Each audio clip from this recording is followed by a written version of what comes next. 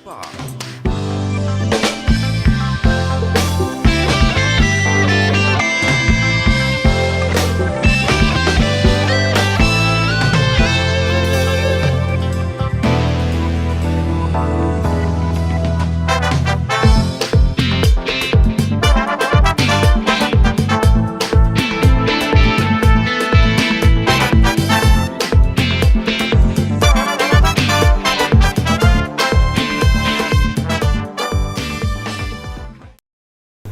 Bonjour et bienvenue sur Cap 509 pour notre émission spéciale Fête des Mères. Sur notre plateau aujourd'hui, Mame Diarra, Leili et Michel. Bonjour mesdames. Bonjour. Bonjour. Je voudrais tout d'abord souhaiter une bonne fête à toutes les mamans qui nous regardent. Vous étiez très nombreux et nombreuses à liker et partager notre page Facebook, donc pendant l'émission, vous saurez si vous avez gagné. L'amour maternel revêt des aspects différents, inattendus, voire choquants parfois. Aujourd'hui, je vais vous prouver que le rôle des mamans n'est pas une mince affaire. Mame Diarra, Leili et Michel, elles ont chacune un parcours différent qu'elles vont vous présenter et casser certains stéréotypes sur le rôle des mamans. Enfants abandonnés, amour maternel, extrême autorité, éducation, tous ces sujets vont être abordés par leurs différents témoignages. Nous allons commencer par Mame Diarra, une femme de 47 ans qui a 6 enfants, 3 garçons, 3 filles. Elle est originaire du Sénégal et vit en France depuis plus de 25 ans. C'est ça. Mame Diarra est une femme qui se bat pour élever ses enfants, les voir grandir. Elle a un parcours de maman très particulier, parsemé de difficultés, parce qu'elle vient du Sénégal où elle a dû faire le choix de laisser ses 2 premières filles à la charge de sa maman. Mame Diarra va nous raconter la suite de son histoire. Bon, un choix qui n'a pas été facile, très difficile pour une maman d'abandonner ses enfants. Mais c'était pour donner une meilleure vie plus tard. Et voilà. Mais ça n'a pas été facile du tout. D'accord.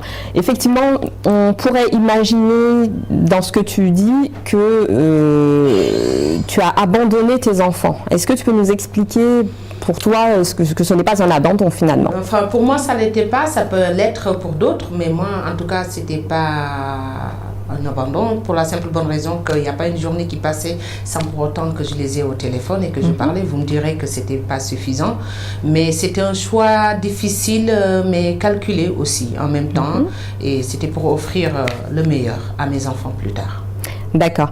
À quel moment vous avez fait le choix de laisser vos enfants à la charge de votre maman? Puisque vous dites que vous êtes venu en vacances en France et à la fin de vos vacances, vous avez eu l'opportunité de rester en France.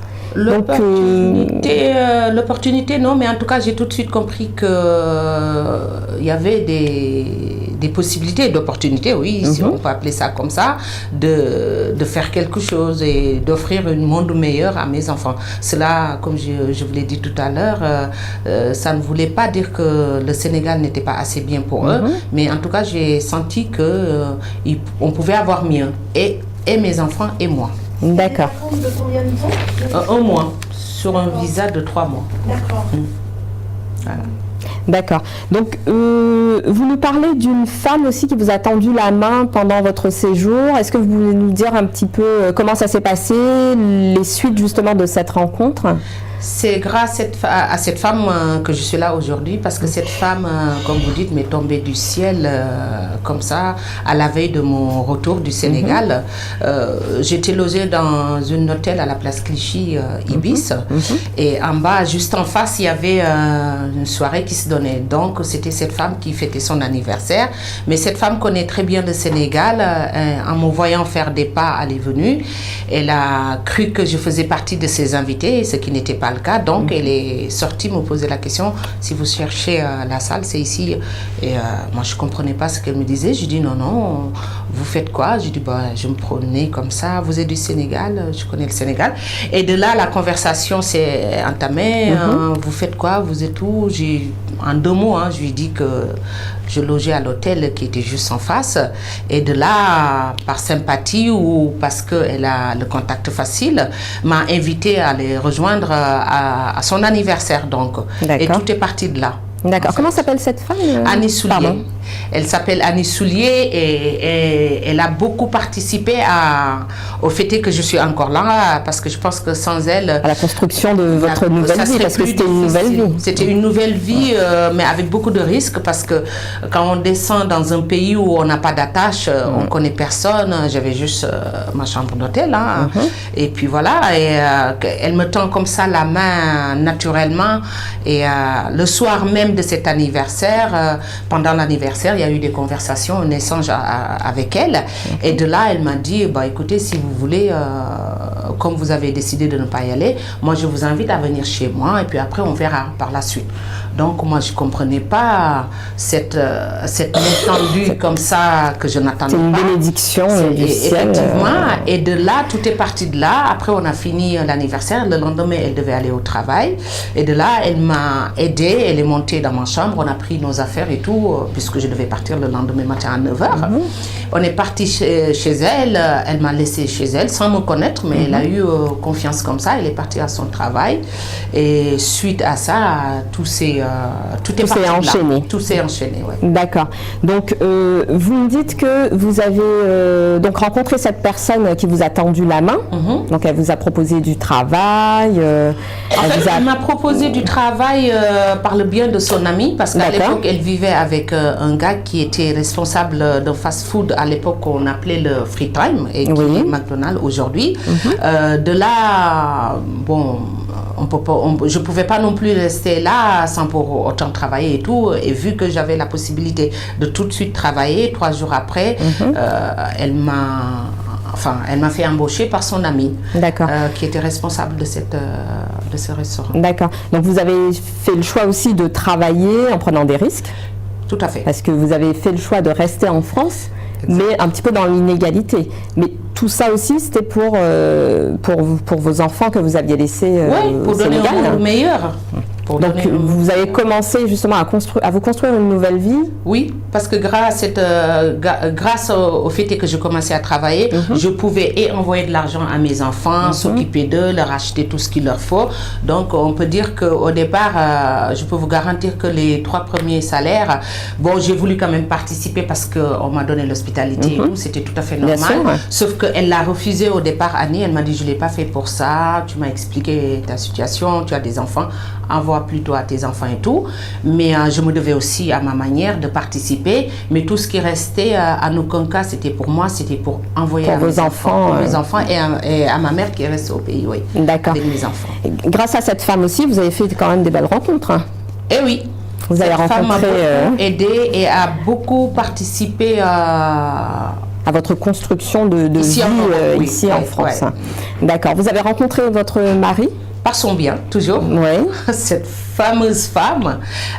J'ai connu mon mari, le père de mes 3 enfants ici en France, par son bien, parce que c'était un ami de son ami. Donc, du fil en aiguille, on s'est connus, on a fait les présentations. Suite à ça, tout de suite, moi, j'ai tout mis sur la table en faisant comprendre quand même à ce nouvel homme que vous aviez un objectif. Que mon objectif, c'était très bien, que je sois heureuse, que j'ai tout ici, mais j'ai une partie de moi qui est quand même au Sénégal. Et il a tout de suite compris que sans mes enfants, je ne pouvais pas être la femme comblée qu'il fallait. Et on a tout mis en œuvre pour que je puisse récupérer vos deux filles. D'accord. Ce qui a été fait. Donc, de cet homme, vous avez eu 3 garçons.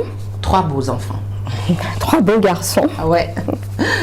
Donc, est-ce que vous pouvez nous raconter un petit peu l'éducation de vos enfants? Parce que 3 garçons, j'imagine que ça doit être compliqué quand même. 3 garçons, c'était pas très facile au départ, mais il y avait quand même le mari qui était là, qui était plutôt papa gâteux, et moi, maman râleuse. Très dur. Et très dur, mais c'était pour donner encore le meilleur, parce que élever 3 garçons de nos jours, c'était pas très évident. Ça fait un bon équilibre. À un tempérament. Tout à fait. Voilà, c'est ça. Ça faisait la balance. Ouais.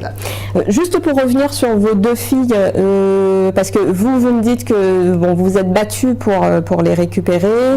Je pense que c'était une épreuve pour vous déjà de les laisser là-bas.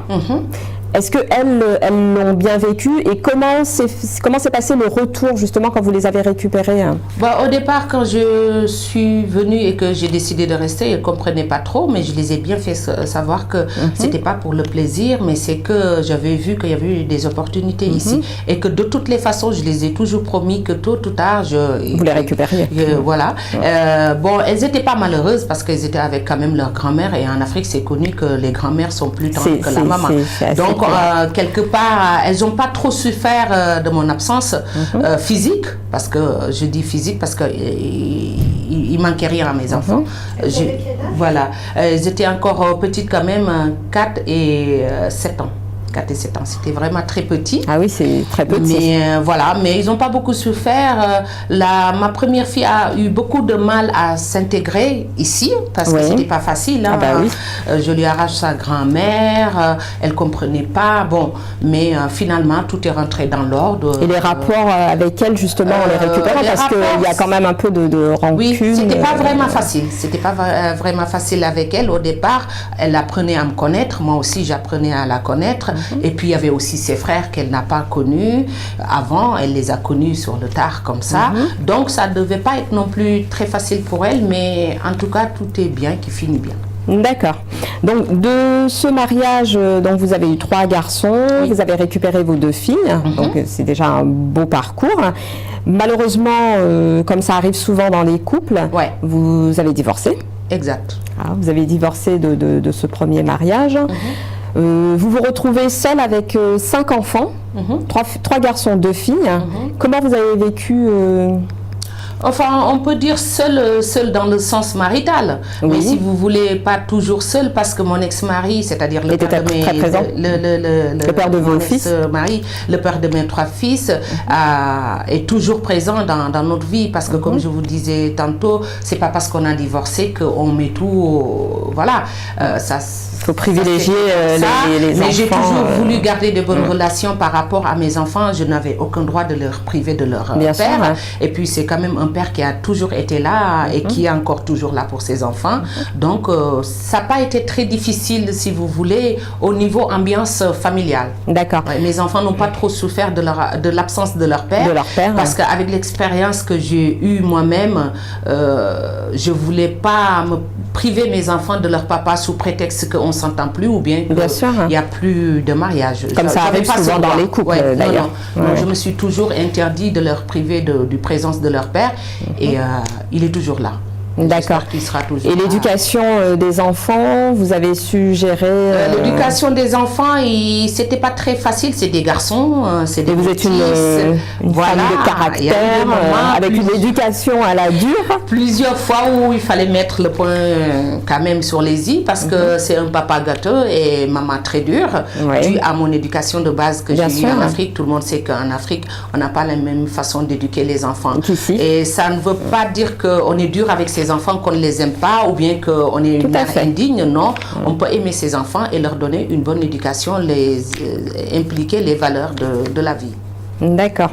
J'ai vu aussi que vous étiez donc vous avez dû reprendre une vie professionnelle. Oui. Donc les enfants, c'est toujours, c'est mon monde. Donc vous étiez assistante maternelle, donc vous arriviez à gérer les enfants des autres et les vôtres, sans difficulté. Oui, j'ai fait sans difficulté parce que j'ai fait le choix d'être assistante maternelle mais agréée, c'est-à-dire j'ai de l'espace et je travaille chez moi en fait.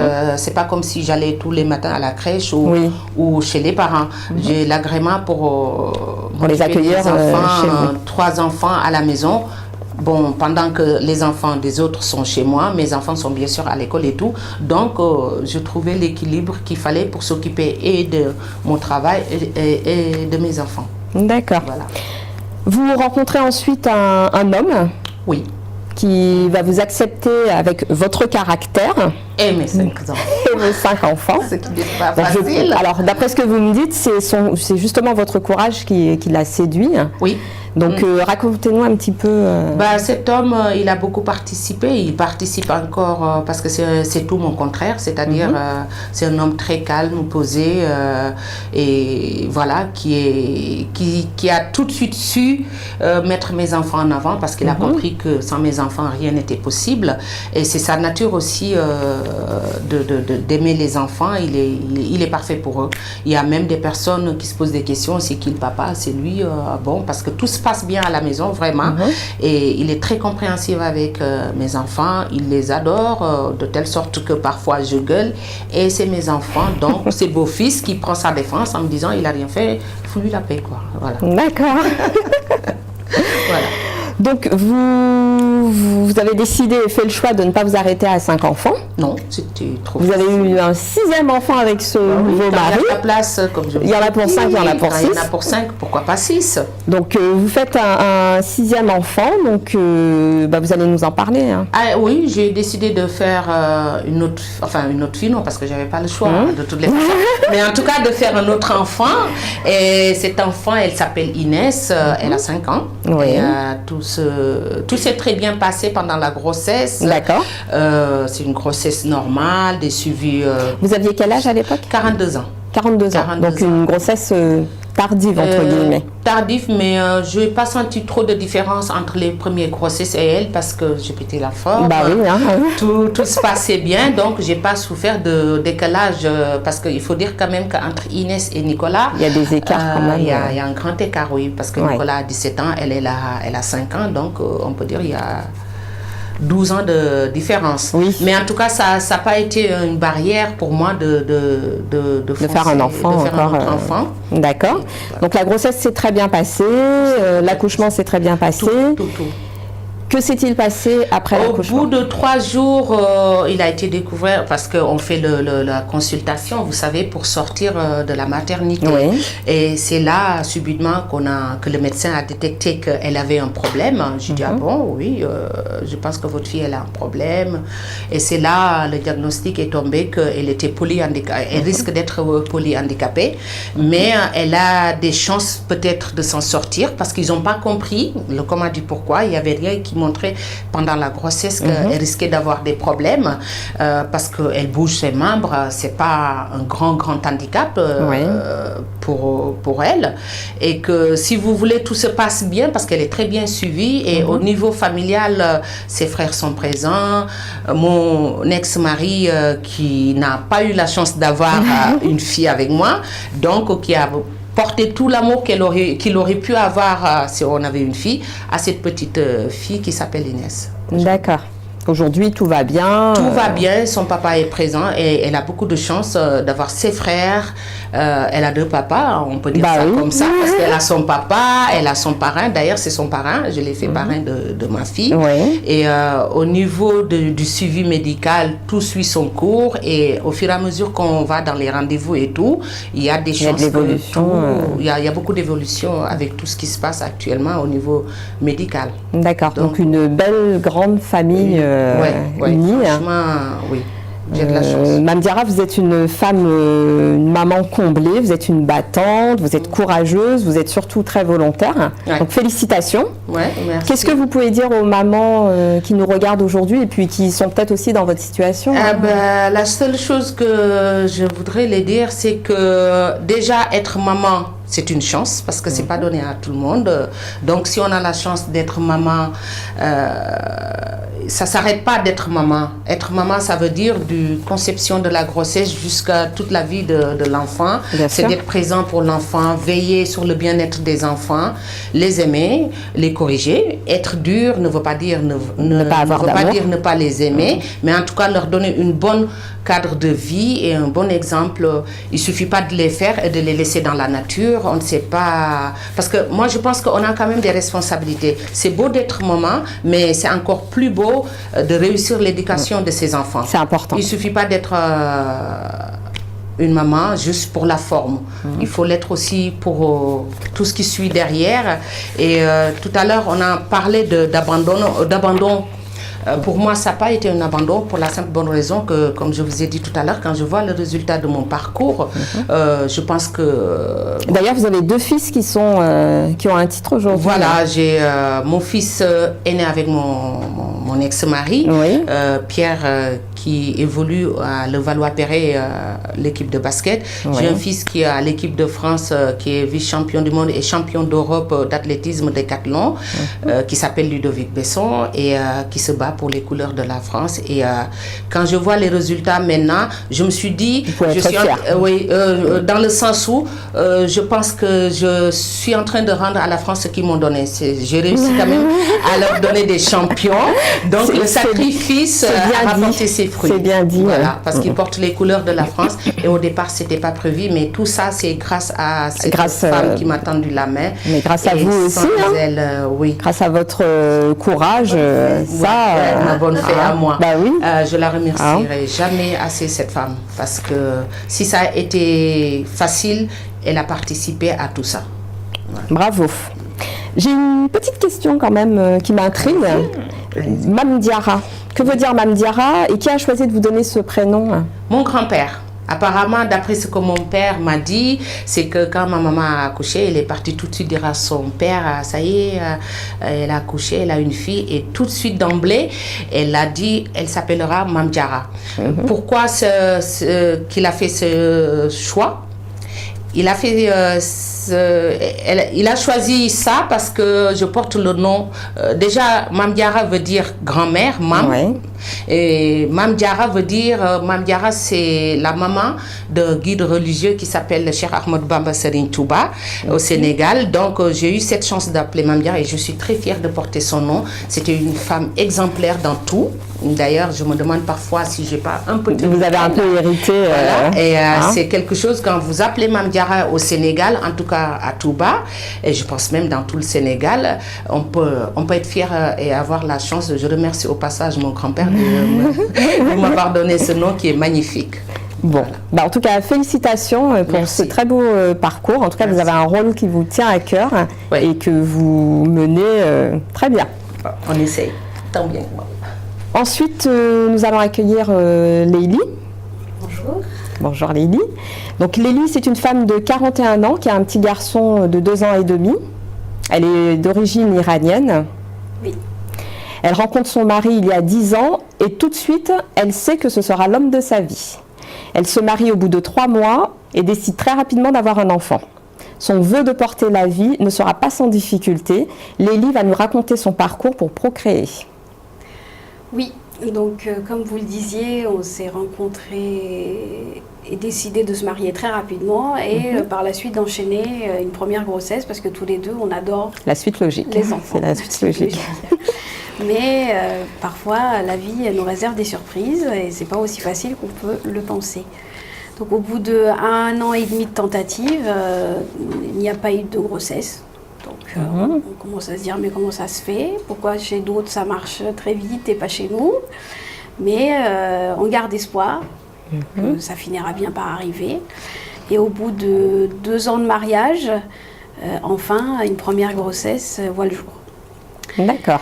Mais malheureusement ça se termine par une fausse couche au bout de 8 semaines de grossesse. Donc là, une nouvelle épreuve, un nouveau coup dur pour vous. Donc un coup dur, aussi bien pour moi que pour le papa, parce qu'on est un couple. J'imagine. Donc c'est un coup dur pour les deux. Après 2 ans Après 2 ans d'attente, et une première grande joie d'avoir un premier test positif et une grossesse qui se lance. Mais malheureusement, ça se finit par une fausse couche. Donc on se relève malgré tout. Vous décidez quand même de continuer. Mais en se disant que peut-être il faudrait quand même se faire prendre en charge médicalement. Donc je prends rendez-vous avec un centre de procréation médicalement assistée pour un petit peu investiguer et voir qu'est-ce qui se passe. Donc on est pris en charge par ce centre, aussi bien mon mari que moi, puisque c'est une prise en charge de couple. On fait une batterie d'examens qui montre rien de particulier. On nous dit, vous inquiétez pas, il y a des petites faiblesses par-ci par-là, mais rien de grave. Donc ça, c'est au bout de combien de temps? Ça, c'est au bout de 1 an. Donc ça fait 3 ans de mariage. D'accord. Un an après la première fausse couche. Voilà, un an après la première fausse couche. D'accord. Donc on nous propose, pour nous aider, de faire une fécondation in vitro. Mais c'est pas non plus du jour au lendemain, parce qu'il y a d'autres examens à faire. Il y a 6 mois d'attente à peu près. Donc on programme tout ceci, les traitements commencent, on fait la première fécondation in vitro qui malheureusement ne donne pas de résultat. D'accord, mais vous perdez pas espoir. On perd toujours pas espoir, parce qu'il y a toujours cette petite voix dans notre tête qui nous dit on finira par être parents, il n'y a pas de raison que les autres y arrivent, on y arrivera. Et donc on programme une seconde fécondation in vitro, donc pour les 6 mois qui suivent, parce qu'il y a en moyenne 6 mois d'attente. D'accord. Entre-temps, miracle de la vie, je tombe enceinte spontanément, sans Combien de temps médicale. après 3 mois après, voilà, en attendant la deuxième fécondation in vitro. D'accord, donc ça c'est une grossesse qui est arrivée spontanément. D'accord. Qui malheureusement se termine au bout de 6 semaines de grossesse. Donc un nouveau coup dur. Nouveau coup dur. Mais on se dit, on a la fécondation in vitro qui nous attend, peut-être ça va marcher. D'accord. Donc on va faire cette seconde fécondation in vitro qui malheureusement aussi là ne donne pas de résultat.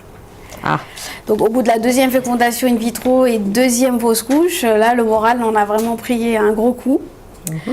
J'entends parler par une autre amie qu'il y a un autre centre un peu plus spécialisé à qui on pourrait s'adresser. Donc vous changez de centre. On change de centre et là on s'adresse à la première centre en France qui a fait les fécondations in vitro. Donc c'est à l'hôpital Béclair. L'hôpital Béclair, oui. Donc là, les délais d'attente, c'est plus 6 mois, c'est 1 an. Donc vous vous armez de patience, vous accrochez.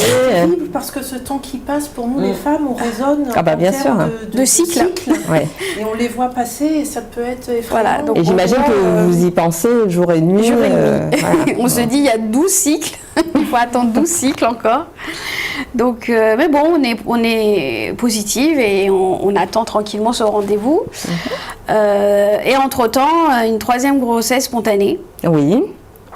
Qui malheureusement se finit encore en fausse couche. En fausse couche. Donc 3 fausses couches, deux fécondations in vitro qui n'ont pas abouti. Qui n'ont pas abouti. Donc quand on est pris en charge par l'équipe médicale de l'hôpital Béclair, il commence à se dire quand même au bout de 3 fausses couches, il faut investiguer un peu plus loin que ce qu'ils ont fait jusqu'à présent. Parce qu'il faut savoir qu'en France, on commence à investiguer les causes d'une fausse couche au bout de la troisième fausse couche.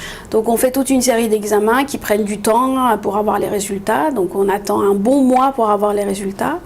Et là, on nous annonce que j'ai un problème génétique et que donner la vie va être beaucoup plus compliqué que ce qu'on pensait.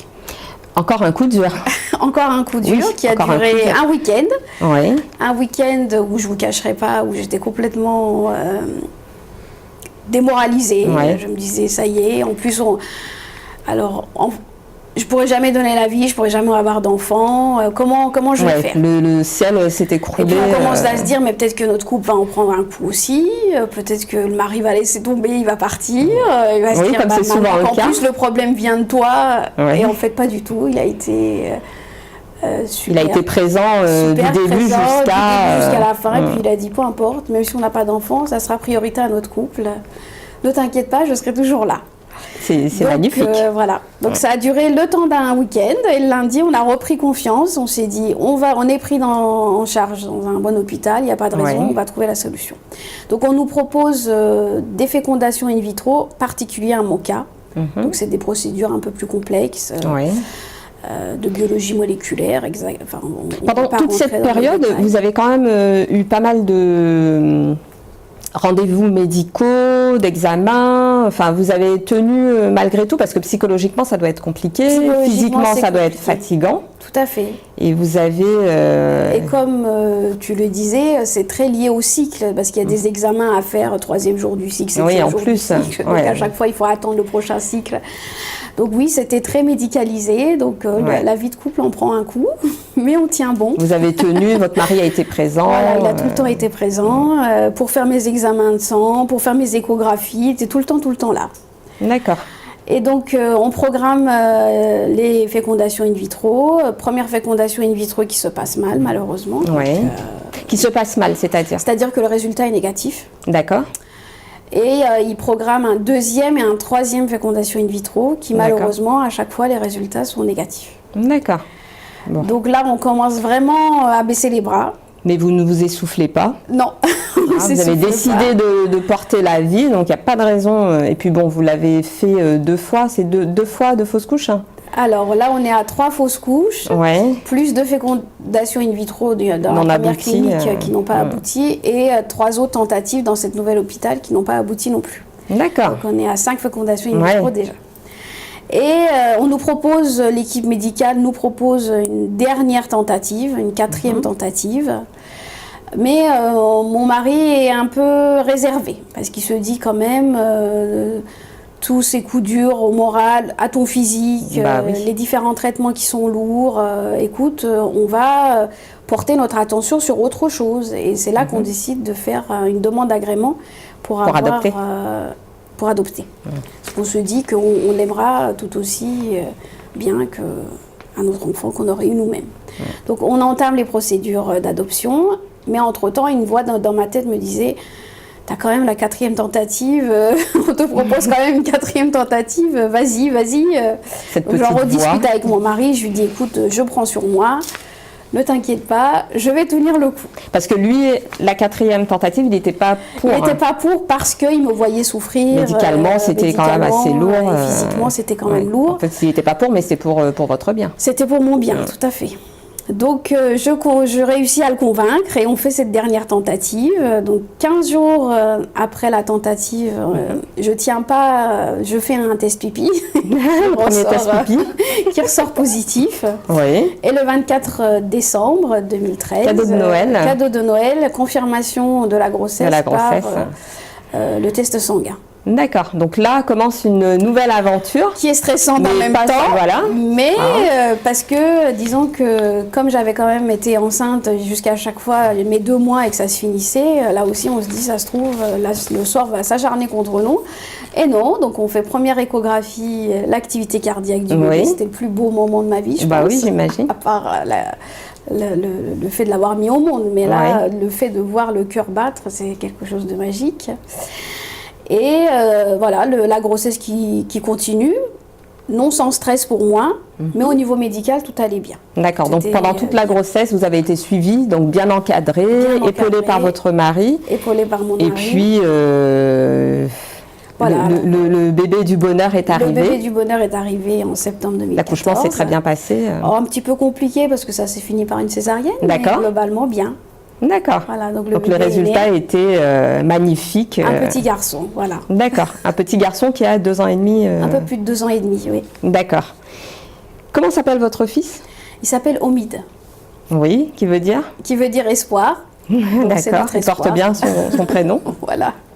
Et ça permet peut-être de conclure sur le fait qu'il faut évidemment jamais perdre espoir, toujours garder confiance sa bonne étoile. D'accord, ça c'est ce que vous avez envie de dire aux mamans qui nous regardent aujourd'hui, qui ont peut-être et qui sont aussi envie de baisser les bras, mais qu'il ne faut jamais baisser les bras, il faut toujours y croire, même s'il y a beaucoup d'échecs, toujours y croire, et encore, parce que la vie est belle et qu'elle finit quand même par nous répondre. D'accord. Et messieurs, soyez aussi présents auprès de vos femmes. Parce que c'est important ça aussi, hein. Je pense que vous avez été... Ah oui, j'ai été épaulée du mieux qu'on peut et ça ne pouvait pas l'être mieux. D'accord. Voilà. Eh bien, merci Léilia. Merci. Votre histoire m'a beaucoup touchée. Merci. Parce que je vois que vous êtes battue pendant combien d'années 7 ans. 7 ans. 7 ans pour porter la vie, ce n'est pas rien. Donc, une maman souffre beaucoup quand même. Oui. Ça, faut le dire. Mais les enfants nous le rendent bien. Donc bon, j'espère bien.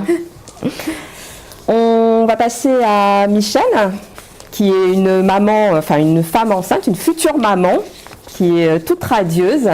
Comment ça va, Michel? Ça va très bien, bonjour Chantal, ça va très très bien, merci. D'accord. Alors, Michel, vous avez 47 ans. 39 ans. 39 ans. Je vous vieillis alors que vous êtes enceinte et que déjà pour moi c'est une grossesse un peu tardive. C'est vrai. Donc vous avez 39 ans, vous vivez en couple, vous êtes enceinte de votre premier enfant. Donc vous êtes une femme métissée de père camerounais et de mère française. Donc Michel me dit qu'elle héritera de 2 éducations. Donc une éducation ferme à la camerounaise et une autre un peu plus souple, celle de sa mère normande. Donc une éducation mixte toutefois qui lui a permis de recevoir un cadre plutôt rigoureux. Donc Michel, elle est née d'une famille de 9 enfants, donc elle a donc très tôt appris à materner. Donc, oui. 9 enfants, ça fait du monde à la maison. C'est une continuité pour vous. Michel, vous allez nous expliquer pourquoi vous avez attendu 39 ans pour avoir un enfant. Quels sont les avantages et les inconvénients d'une grossesse un peu tardive? Alors 39 ans, ça n'était pas mon souhait initialement d'attendre aussi longtemps pour mon premier enfant.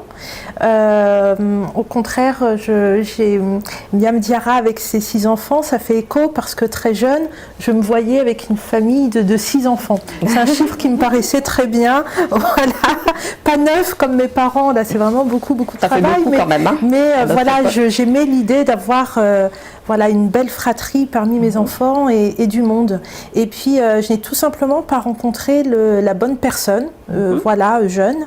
Donc, et puis, j'avais vraiment à cœur de rencontrer un homme qui soit le parfait compagnon de vie pour moi et voilà, le père que je souhaitais pour mes enfants. Pour vos enfants. Ouais. Donc je l'ai rencontré il y a un petit peu moins de 4 ans.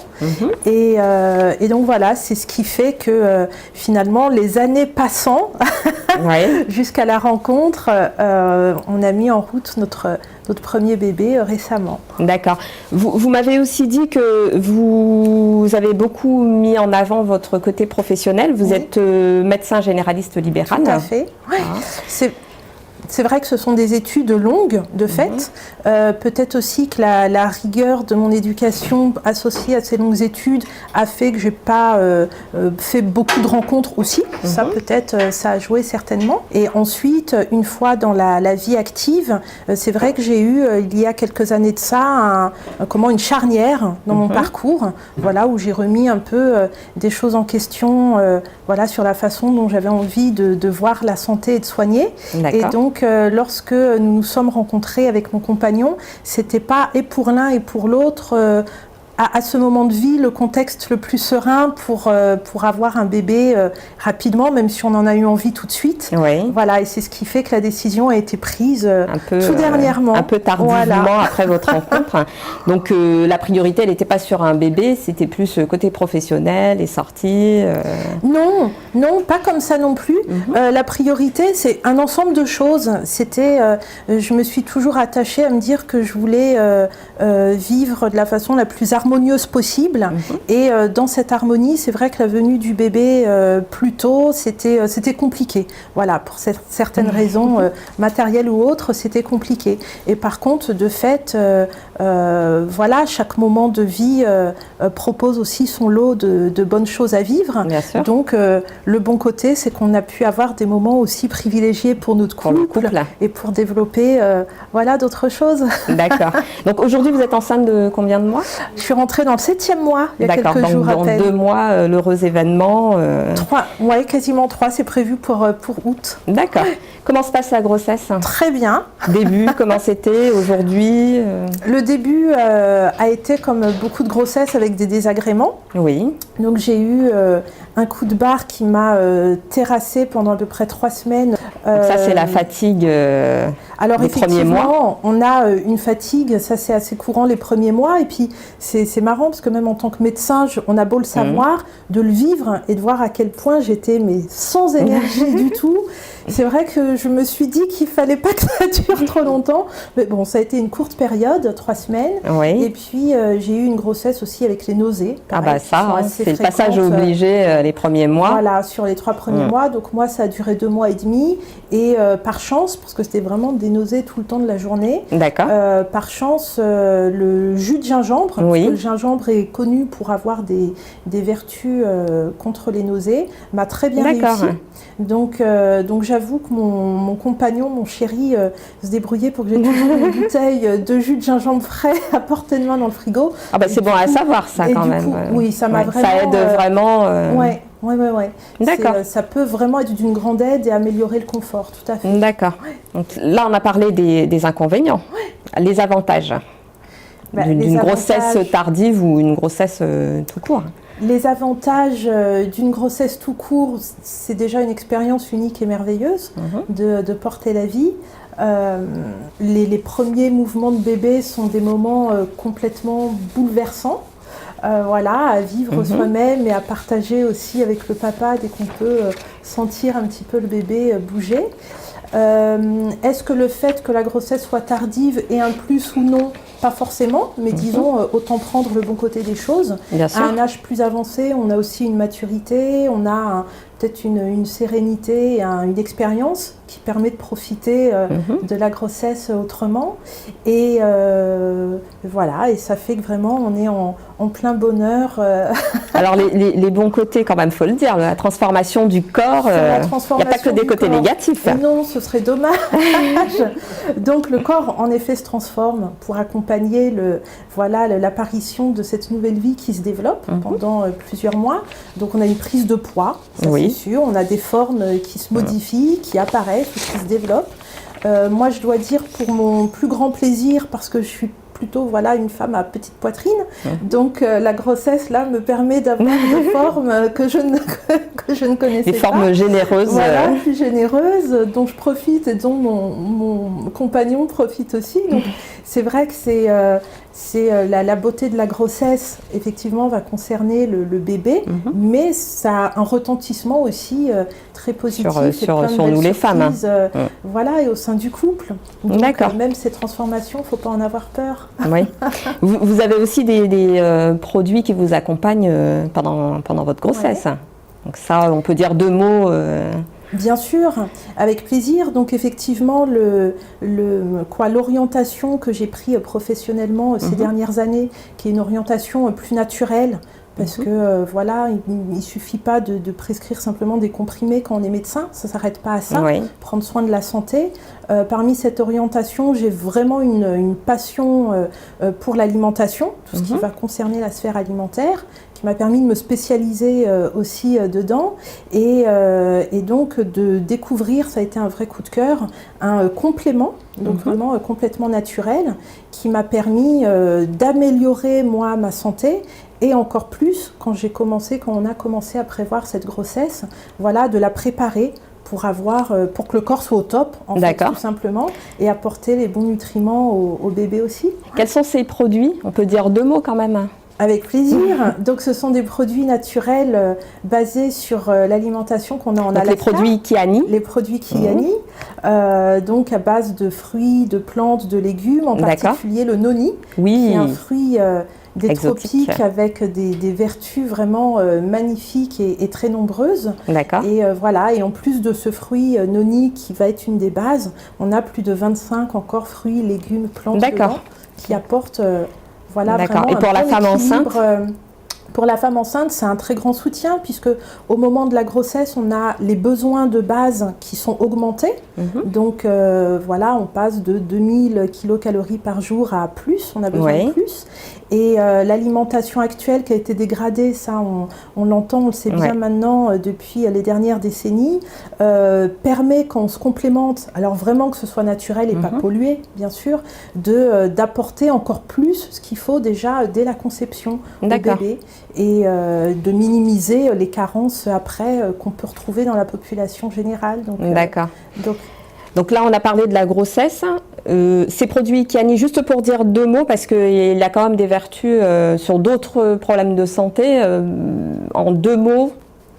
Alors, en 2 mots, je pourrais dire que je pourrais citer Hippocrate, déjà, qui est le père quand même de notre médecine classique, même si ça date de 2000 ans, qui disait que l'alimentation soit notre première médecine, notre premier médicament, et donc des soucis de santé, que ce soit juste des signes fonctionnels, des douleurs, des maux de tête, des troubles digestifs, des troubles du sommeil, ou alors des maladies qui s'installent, vont aussi être favorisées, ça on le sait clairement, par des troubles alimentaires, en fait des carences de vitamines, de minéraux, de notre alimentation. Et le fait de se complémenter correctement, et ces produits ont été un coup de cœur pour moi en ça, je les trouve très complets et très bien mis au point, vont permettre en redonnant à notre organisme tout ce dont il a besoin, de réguler des fonctions, en fait, même au niveau des organes, et donc de certaines pathologies, comme de la tension artérielle, par exemple, ou de réguler les troubles du sommeil, puisqu'on va apporter,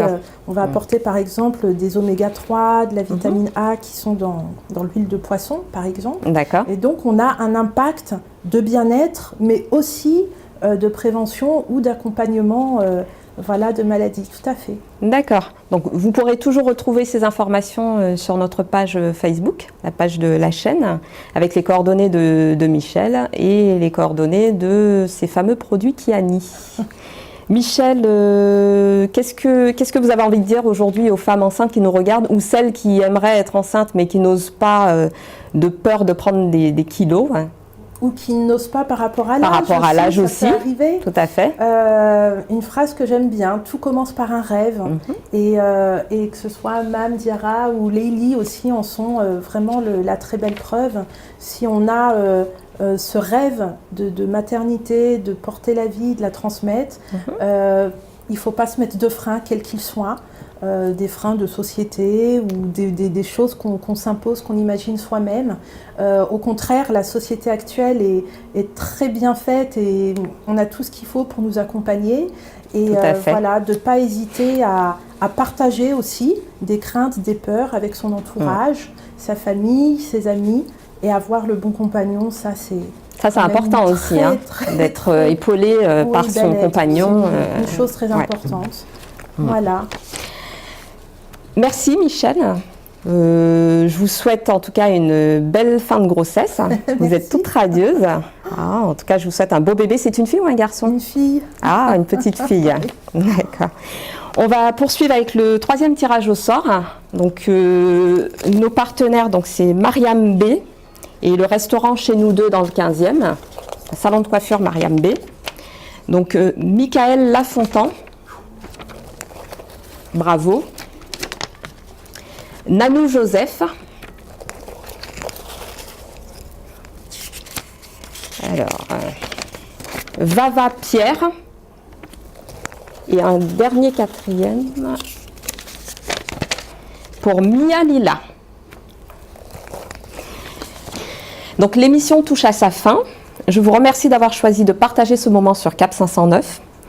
Je remercie les mamans, mes invités. Donc merci Michel, merci Leili, merci Mame Diarra. Merci Chantal. Je remercie tous nos partenaires. J'ai cité le salon de coiffure Mariam B à Paris, l'Institut de beauté Hélène Beauté à Paris également, le salon de manucure à Boulogne, le cabinet de massage Claudine Parmentier à Paris, la parfumerie à Sèvres dans le 92, le restaurant Africaraïbe Food à Évry, notre fleuriste Le Destin d'une fleur à Paris qui offre un bouquet de fleurs à chacune de mes invités. Donc les fleurs que vous voyez sur le plateau. Je remercie également l'équipe de production de la chaîne qui m'a soutenue et accompagnée dans ce beau projet et pour la production de cette belle émission. Je souhaite à nouveau à toutes les mamans une belle et une heureuse fête des mères dans la joie et la bonne humeur. Pour ma part, je vous dis à bientôt. Merci.